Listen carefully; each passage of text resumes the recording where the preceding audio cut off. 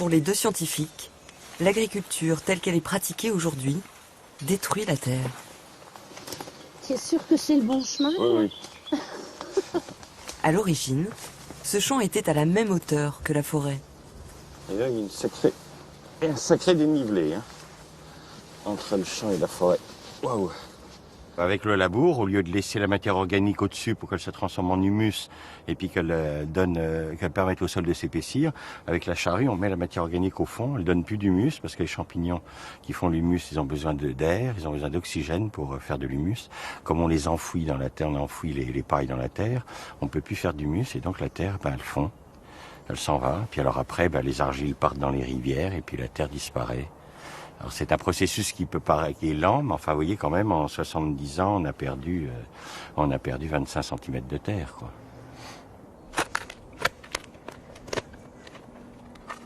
T'es déjà sur le caillou, hein? Je suis en train de sortir la terre jaune là. C'est-à-dire que là j'arrive sur ce qu'on appelle le sous-sol. Là j'ai un sol qui fait 25 cm. Donc ça veut dire que dans 70 ans, enfin entre 50 et 70 ans, il n'y aura plus de sol. Ici on sera sur le caillou. On pourra plus nourrir les hommes à partir de ce sol. Donc qu'est-ce qu'on va faire? On va l'abandonner, on va faire une friche. C'est une agriculture qui n'est pas durable. C'est une agriculture qui détruit son sol au lieu de l'améliorer, au lieu de l'enrichir.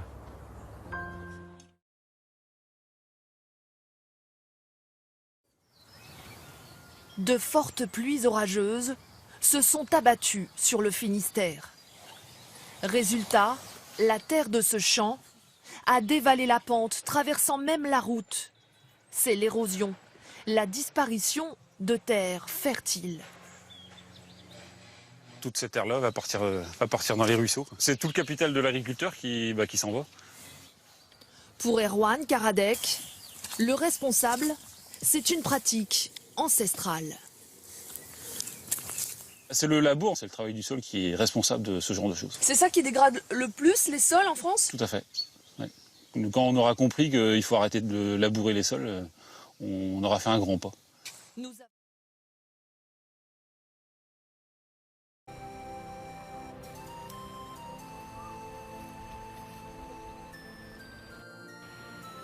Le Burundi est menacé du fait de la dégradation accélérée des sols.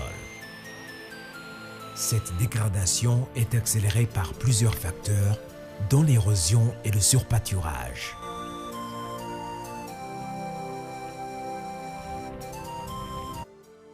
En l'absence d'action énergique et innovatrice en matière de lutte anti-érosive, d'ici 30 ans, les bassins versants de Momigua seront en désert.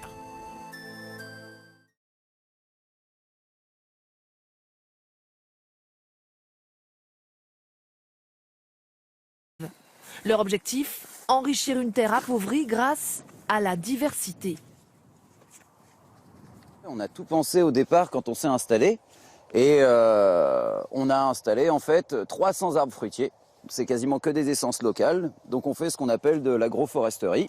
C'est les arbres que là on voit et on fait des cultures étagées pour optimiser la place. Voilà, on associe tout. Framboisiers sous les pommiers, herbes aromatiques, légumes de toute saison. Des centaines de variétés sur une surface limitée. Un sol où il y a beaucoup de vers de terre, un sol qui est comme ça, aéré avec plein de galeries. On les voit là, toutes les galeries partout, on voit des petites racines.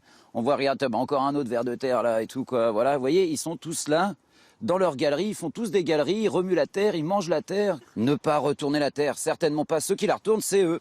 Ces amis venus du ciel aussi sont les bienvenus pour manger les nuisibles. Les oiseaux ont le gîte et le couvert. C'est pour une mésange bleue, donc un petit oiseau insectivore. Dès qu'il a ses oisillons au printemps, il prédate les papillons, il prédate les chenilles et il prédate aussi les limaces et les pucerons. Résultat, pas de pesticides, pas d'engrais chimiques, uniquement les engrais verts de la ferme. La permaculture, c'est un système conceptuel qui s'inspire de la nature. Et donc, véritablement, on a aménagé un agro-écosystème qui soit à la fois naturel, qui fonctionne sans intrants, sans énergie fossile, sans arrosage. Il y a une sorte de fécondité qui vient de la nature, que dans notre imaginaire d'occidental moderne, on ne perçoit plus, on a complètement occulté, parce qu'on est trop coupé de la nature. Mais la nature est super féconde en fait. C'est-à-dire que ce jardin-là est complètement autonome. On va chercher des feuilles mortes, des fougères, des orties, les adventices comme par exemple la consoude qui est là, qui a des racines qui descendent à plusieurs mètres. Et donc c'est une véritable pompe à minéraux. Et ça me fait une source de paillage qui est disponible sur place gratuitement. Et je fertilise comme ça. C'est un système qui est vieux comme le monde et qui par le passé a soutenu des civilisations avec une forte densité de population. Par exemple, c'était pratiqué en Chine il y a 4000 ans, par les Grecs il y a 2000 ans, par les Mayas, par les Incas. Donc on a un système qui est à la fois complètement autonome et très productif. Et en plus, c'est beau.